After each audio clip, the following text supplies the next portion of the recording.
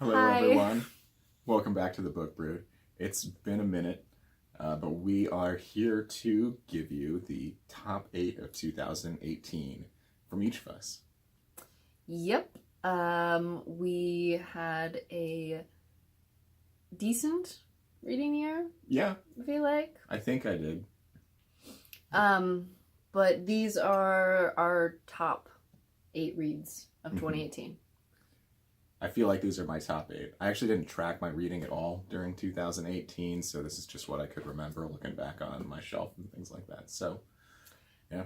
Yeah. And I did a lot of rereads this year, so I mean, I already knew I loved them, so they weren't like standout surprises or anything. So I tried to pick new books that I read to or new to me. There we go. Yeah. So All right. You want to start off?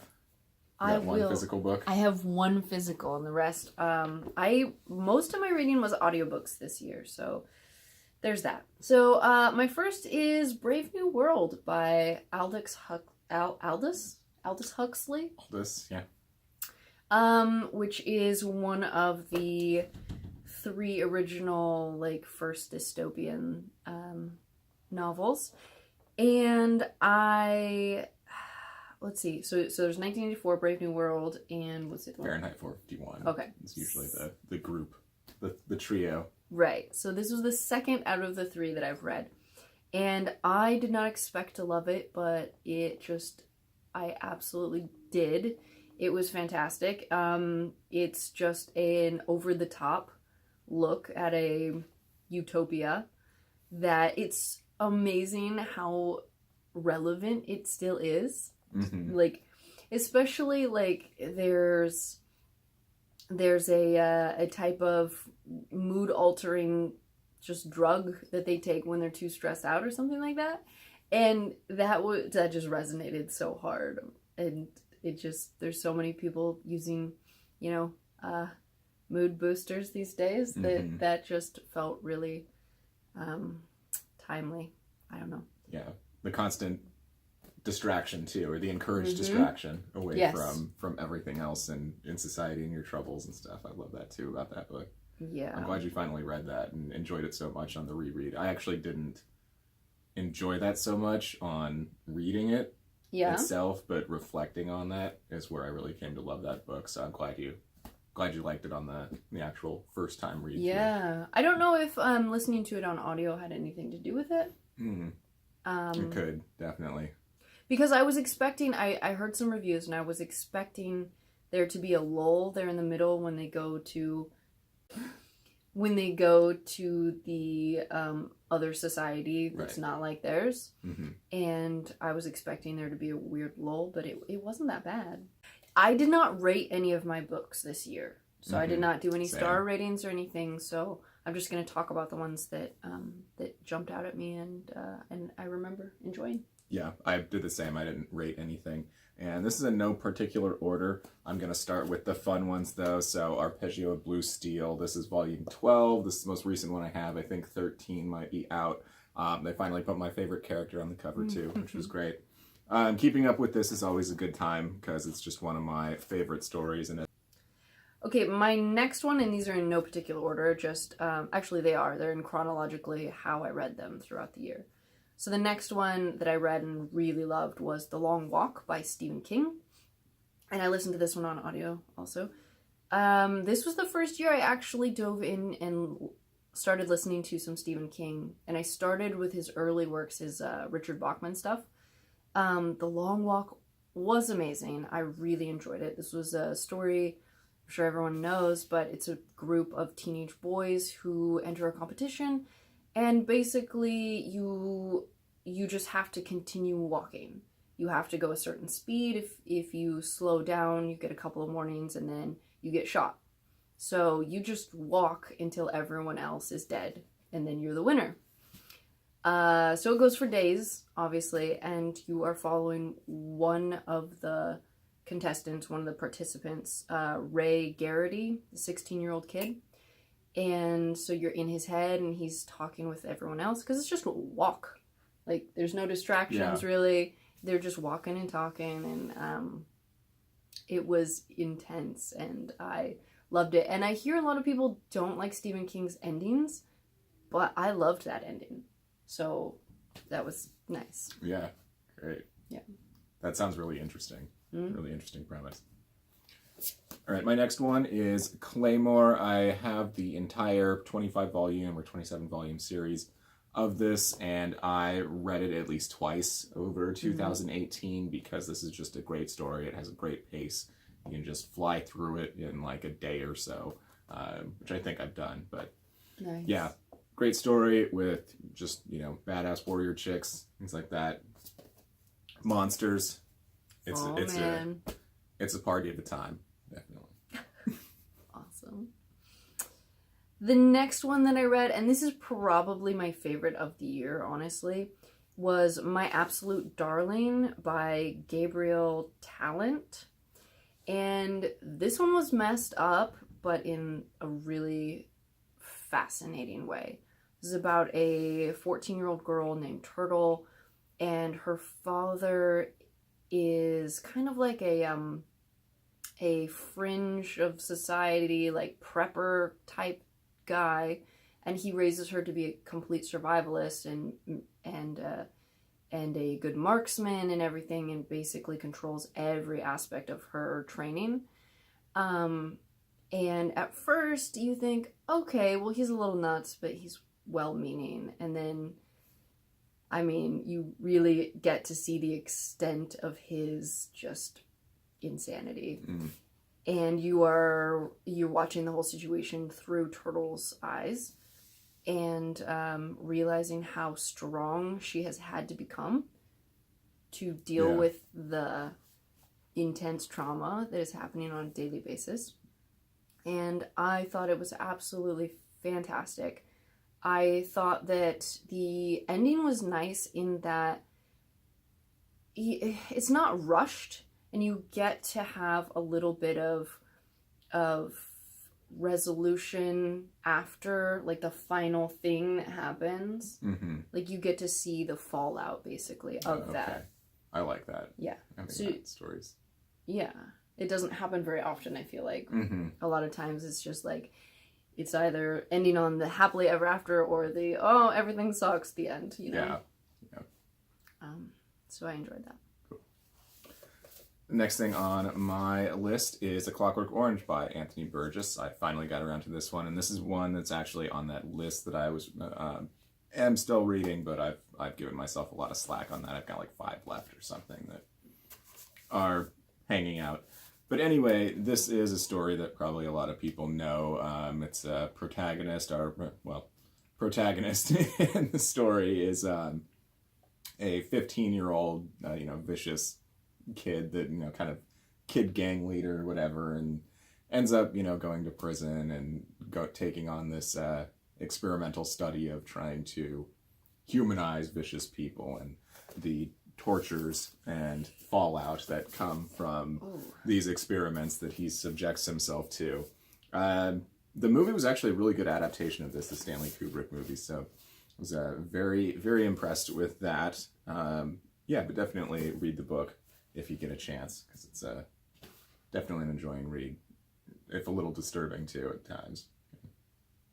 I've never seen the movie, so I know very little about what it's about. It's a classic. Yeah, no, just the language in it is great. It has its whole thing of slang that, college papers have been written on, the the language in it, which I guess Anthony Burgess himself is kind of annoyed at. And it's like, he did it, but the foreword's funny because it's by him, and he kind of laments that he's not known for some of his other things that he's more proud of. But it's like, but whatever. This is my book, I guess. I guess that happens to a lot of artists, honestly, not just authors, but specifically artists. That, I mean, you never know, I guess, what's going to resonate with society as a whole, I guess, or the majority of. That's funny though. Yeah, so it was. It was definitely a good foreword to read. I do like that about the newer editions of books when it's classic, so you can get a little bit of that like listening to the author talk about their experience a long time afterwards, you right. know, like looking back at it. The next one on my list is Bright We Burn by Kiersten White, which is the third book in her Conquerors saga, the first being And I Darken, and the second one is Now I Rise. The third one was Bright We Burn.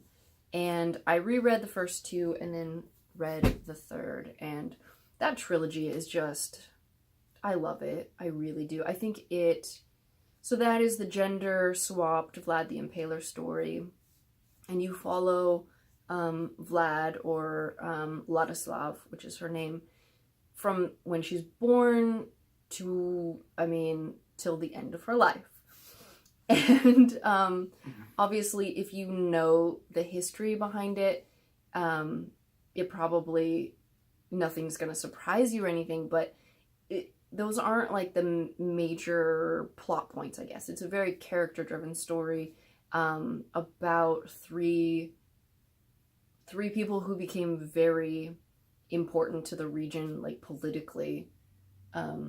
Anyways, I love the story, and I thought it was a perfect ending to those long books that made up an awesome trilogy. It's great to have a satisfying ending. It was so satisfying. My next one, and I finished this on New Year's Eve of 2018. This is The Count of Monte Cristo by Alexander Dumas. And yeah, so I did this one on audio over several weeks, I think. But long. this book's a ride, definitely. Holy cow, just the intrigue, the plotting, just by everyone involved, but especially the protagonist of the story. Not really done justice at all by any kind of other adaptations from it, because just look at this here. Yeah. But yeah, just great intrigue, and a satisfying, if upsetting, ending. It's it's very bittersweet and kind of just tough. Just a tough ending that you kind of struggle with a bit on where your feelings are with it. I thought many times throughout reading this that I'm going to have to reread it, even within the first few sections of the book, because there's just so many characters, there's so many plot threads going on. Yeah, so there's a lot to follow. But definitely glad I can't believe you did that. That was huge. Oh my god. And it's on audio, it's a little easier. Right? No, I can't. I'm intimidated by any audiobook over 15 hours. Oh.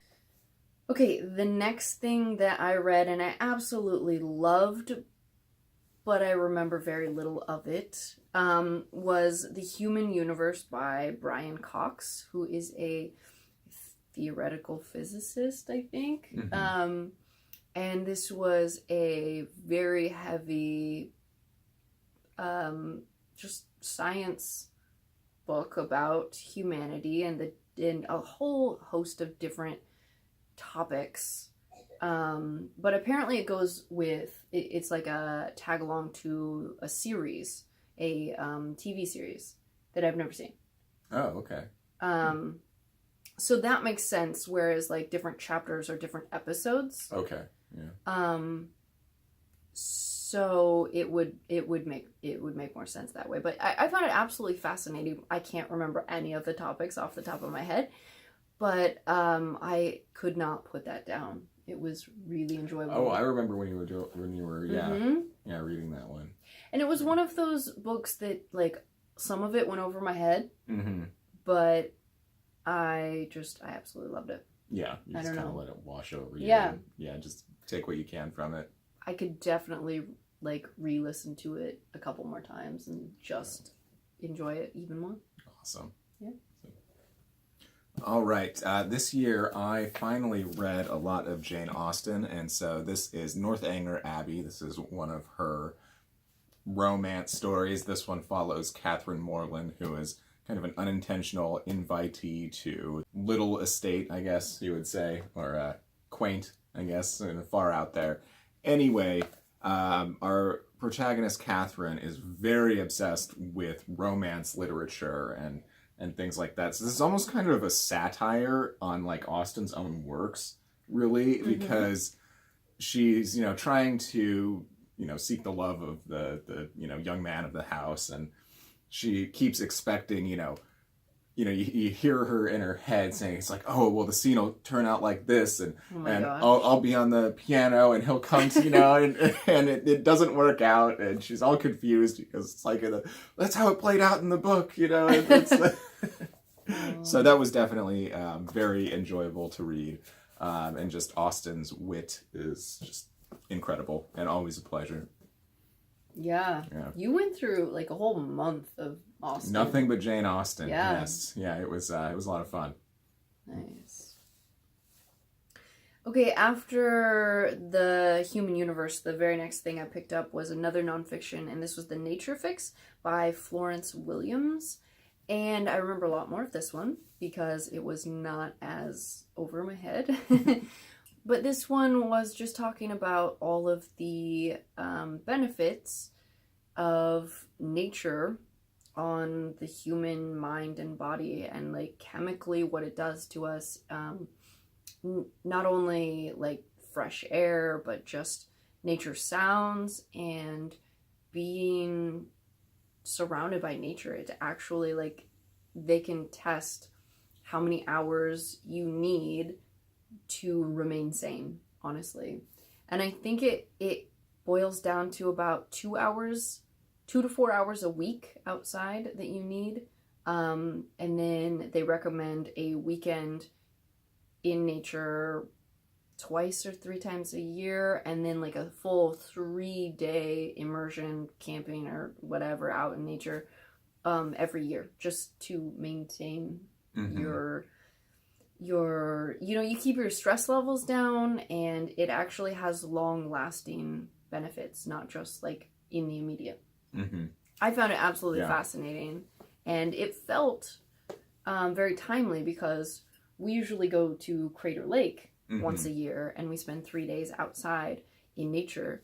And this year we skipped it. We had a vacation later, but we both really felt that we missed it. We could definitely tell our stress levels just got out of control.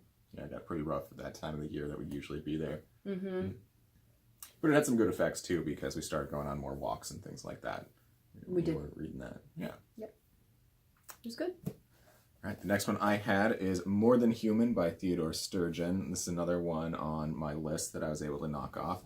This one is about kind of the next step in human evolution to a new thing, and it was actually done very uniquely and interesting in this book here. It wasn't, just like X-Men, superheroes, things like that. It was very thoughtful in how Sturgeon created this new life form as it was, and it made a very touching story too, about these people that were more than human, the new thing of human sentience. So definitely a good one. It's a short read, and it takes place in I'd say like maybe the late 50s kind of time. So it was interesting to have that kind of a story in such a time setting. Was it anything like Childhood's End? I read that one this year. No. I mean, I guess there could be some similarities, but as far as the overall narrative, it's not like it at all. I think you would definitely enjoy that one a lot more than Childhood's End. I struggled with that one. Yeah. Okay, the next one I finally finished, Uprooted by Naomi Novik. I started this one last year and then didn't get very far into it and put it down.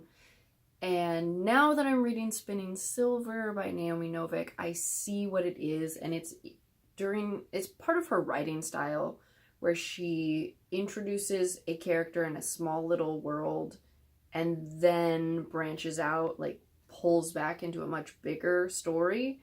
And that transition period is weird and jarring, and that's where I gave up on Uprooted the first time. Uh-huh. But I pushed through, and I listened to it on audio, and I highly recommend the audiobook. The narrator is amazing, and since all of the names and places and everything are Russian, and they, like, seeing them spelled out are just absolutely terrifying. But she pronounces them, you know, obviously right, and it sounds so amazing. Like, okay, so the main character's name is Agnieszka. That's the best I can do. But it is a story about this young girl who gets pulled into a larger situation where she has to go and serve in this magician's house, and she has to do that for like 10 years.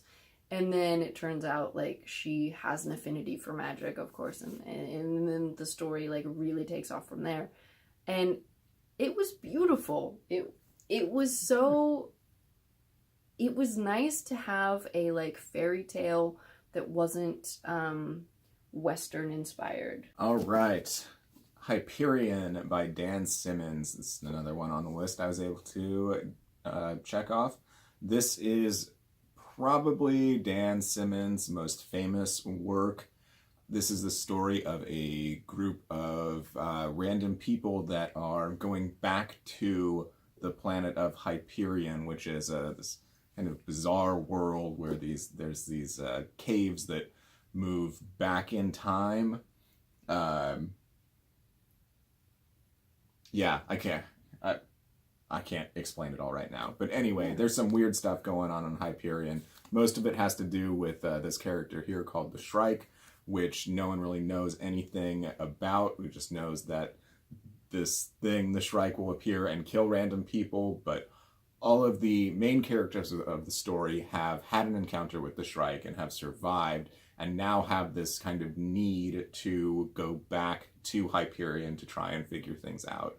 And where this actually ends is when they get to Hyperion and they're on their way to what's known as the Time Tombs, and all of this is just them telling the stories to each other of their experience on the way that they're traveling to Hyperion. And it actually makes a more fascinating story than you would think from just that synopsis there. So I'm definitely going to try and read Fall of Hyperion, which is the follow-up to this one here this year. Nice. Yeah. It's like Ender in Exile isn't really about him on the planet. It's his journey there. Oh, or like the most of it is, which I wasn't expecting. Yeah. And my last best of 2018 is actually a recommendation from books by Lala. Isn't that it? Or books? Okay. Books and Lala. Yes, that's what it is. I think. This last one is I read it on recommendation from Lala, from Books and Lala.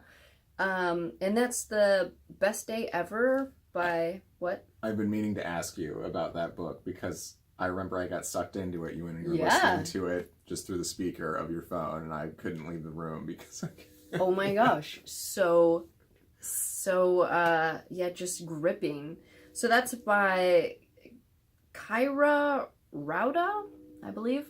And this is, it's written very similarly to You by Caroline Kepnes in that you are in the mind of a creeper. So this is a man who planned a vacation for him and his wife, and you just hear his inner monologue, and he's convinced this is going to be the best day ever. This is going to be the best day ever. But then there's like these little things that his wife keeps doing that's bugging him a lot. Like, and he's trying to like control her, and she's acting weird, and he's like, I don't know why she's trying to ruin the best day ever, whatever. And he just sounds so creepy and psycho, and you just, you know something bad is going to happen. And it's a really interesting story in that you see every single second of this guy's day, and that seems like a little too much, Mm-hmm. but it helps build the tension, really. Like, you see his frustration growing and everything. I don't know. Yeah, well, it added to that because there were those moments where he was, so like frustrated in the moment, and then him mentioning the time. Yeah. And so you get that sense of he spent this amount of time being this steamed about whatever happened. Yeah. Yeah. Yeah, I very much enjoyed that. And I don't read a lot of, maybe it's just a thriller. Yeah, it's a thriller. Yeah. I usually don't like thrillers because I don't like the normal setup of, like, something happened, but then we're going to go back 2 or 3 weeks and then go forward again until we get to the thing that happened. I hate that setup. But this was just forward, just linear. All right, the last on my list, and what was my favorite read of the year, is Pride and Prejudice by Jane Austen. I have loved this story since I saw a BBC miniseries on it, which I rewatched after reading this again. I have always loved this story since I've been exposed to it, and finally read the book. Still love it just as much. I still always get a fuzzy feeling, when Elizabeth and Mr. Darcy are, finally, confessing their true feelings for one another Right. after they've both come around a bit. Oh, it's just, it warms the heart. Right? That's adorable. No, I will say that when you were rewatching the show, I did get sucked in. Right? Yeah. Yes. It's a great series. The mother definitely is one of the better characters, and just this always exasperated lady, and just great actress. My nerves. Yes. Oh my dear nerves. Yes. So that is our top 8 books of 2018. Yes, please let us know if you read any of these books and what you thought, even if you disagree with us, which is my favorite kind of comments. And let us know what your favorite books were from the year. Yeah. So if you like what you saw, hit the subscribe button, hit that thumbs up, and we'll see you next time. Sounds good. Bye.